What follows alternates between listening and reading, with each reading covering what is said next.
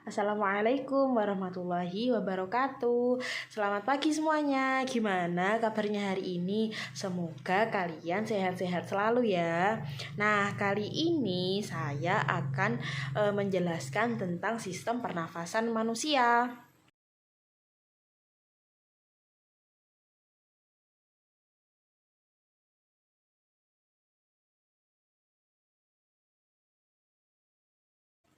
Nah, pada umumnya manusia itu dapat bernafas sekitar 17.000 kali dalam sehari. Nah, kira-kira berapa ya jumlah nafasmu dalam sehari-hari berdasarkan kegiatan yang telah kamu lakukan? Nah, selama proses bernafas, udara akan terus keluar dan masuk melalui organ-organ pernafasan. Ada yang tahu nggak sih kira-kira apa saja organ pernafasan itu? Nah, sebelum mengetahui lebih lanjut apa saja organ-organ pernafasan, kali ini saya akan tanya nih, ada yang tahu nggak sih apa itu respirasi? Kira-kira ada yang tahu nggak? Nah, respirasi adalah proses pertukaran gas yang terjadi di dalam tubuh makhluk hidup. Nah, ada 3 proses respirasi pada manusia. Yang pertama adalah bernafas atau fertilisasi paru-paru. Nah, ventilasi paru-paru merupakan proses menghirup udara dan mengeluarkan udara yang melibatkan pertukaran udara antara atmosfer dengan alveolus paru-paru. Nah, yang kedua adalah respirasi eksternal. Respirasi eksternal adalah pertukaran gas antara alveolus paru-paru dengan darah di dalam pembuluh kapiler paru-paru. Nah, pada proses tersebut, darah dalam pembuluh kapiler itu mengikat O2 atau oksigen dari alveolus dan melepaskan CO2 atau karbon dioksida menuju alveolus. Yang ketiga, yang terakhir nih ya, ada respirasi internal. Nah, respirasi internal adalah pertukaran gas antara darah di dalam pembuluh kapiler jaringan tubuh dengan sel-sel atau jaringan tubuh. Nah, pada proses tersebut, darah itu melepaskan O2 dan mengikat CO2 di dalam sel tubuh. O2 itu digunakan untuk reaksi metabolisme tubuh. Nah, selama proses ini dihasilkan energi berupa ATP dan sisa metabolisme berupa CO2. Nah, secara struktural, sistem pernafasan itu terdiri atas 2 bagian utama. Yang pertama yaitu respirasi sistem pernafasan bagian bawah dan juga sistem pernafasan bagian atas. Nah, secara fungsional, sistem pernafasan tersusun atas 2 bagian utama. Nah, yang pertama ada zona penghubung. Zona penghubung itu tersusun atas rangkaian rongga dan juga saluran yang saling terhubung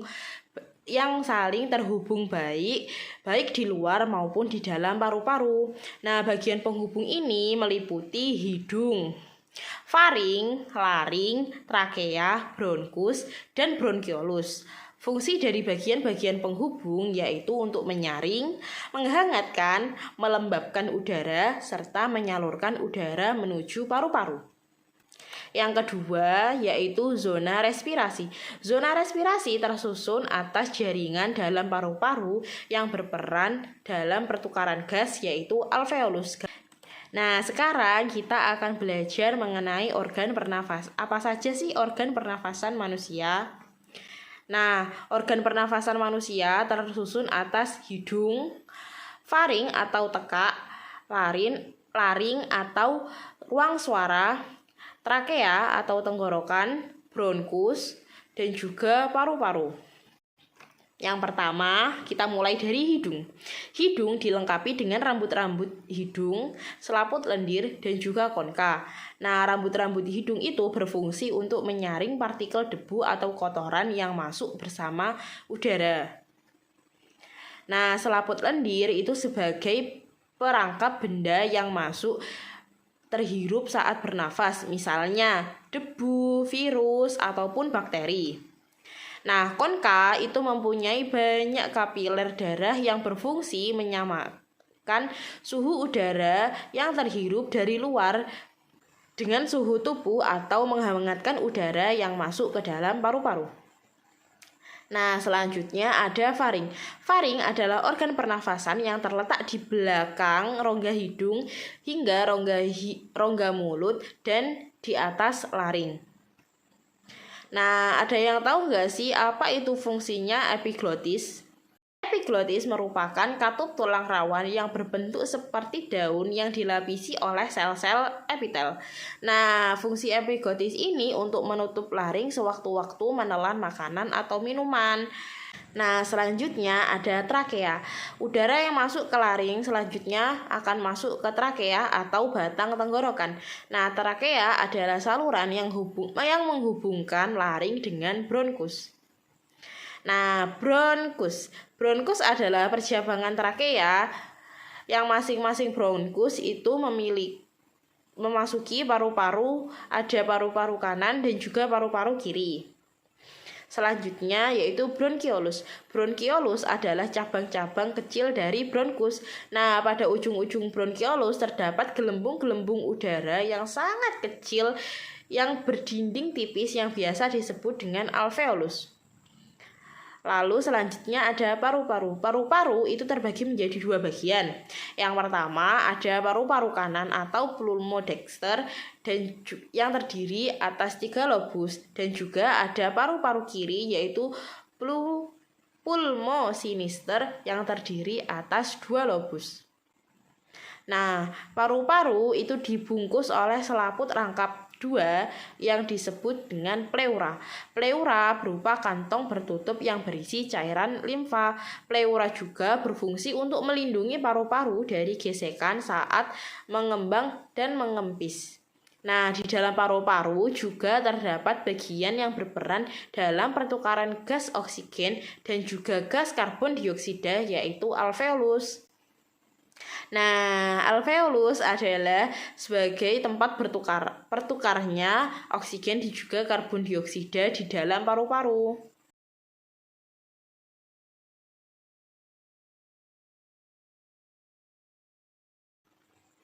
Sekarang kita beralih ke sistem mekanisme pernafasan manusia. Nah, pada saat kita bernafas ada 2 mekanisme yang biasa berlangsung. Nah, yang pertama yaitu menghirup udara dan juga menghembuskan udara yang melibatkan pertukaran udara antara atmosfer dengan alveolus paru-paru. Nah, pada saat melakukan mekanisme pernafasan terjadi kerjasama antara otot dada, tulang rusuk, otot perut, dan juga diafragma. Nah, diafragma ini adalah otot yang terdapat di antara rongga dada dan juga rongga perut. Yang pertama yaitu inspirasi. Kita sering sekali mendengar istilah inspirasi. Ada yang tahu enggak sih inspirasi itu apa? Nah, pada saat inspirasi itu diafragma dan juga otot-otot itu berkontraksi. Volume rongga dada itu membesar, paru-paru itu mengembang, dan juga udara itu akan masuk melalui paru-paru. Nah, yang kedua yaitu ekspirasi. Nah, pada saat ekspirasi ini diafragma dan juga otot-otot dada itu berelaksasi. Volume rongga dada itu kembali normal, paru-paru juga kembali normal, dan udara akan keluar dari paru-paru. Nah, ada yang tahu enggak sih faktor apa saja yang mempengaruhi pernafasan manusia? Nah, yang pertama itu ada umur, lalu ada jenis kelamin, ada suhu tubuh, ada posisi tubuh, dan juga kegiatan apa saja yang kita lakukan itu juga sangat mempengaruhi frekuensi pernafasan pada manusia. Nah, sekian penjelasan dari saya. Semoga bermanfaat ya. Jangan lupa selalu belajar terus dan juga semangat. Bye-bye. Assalamualaikum warahmatullahi wabarakatuh.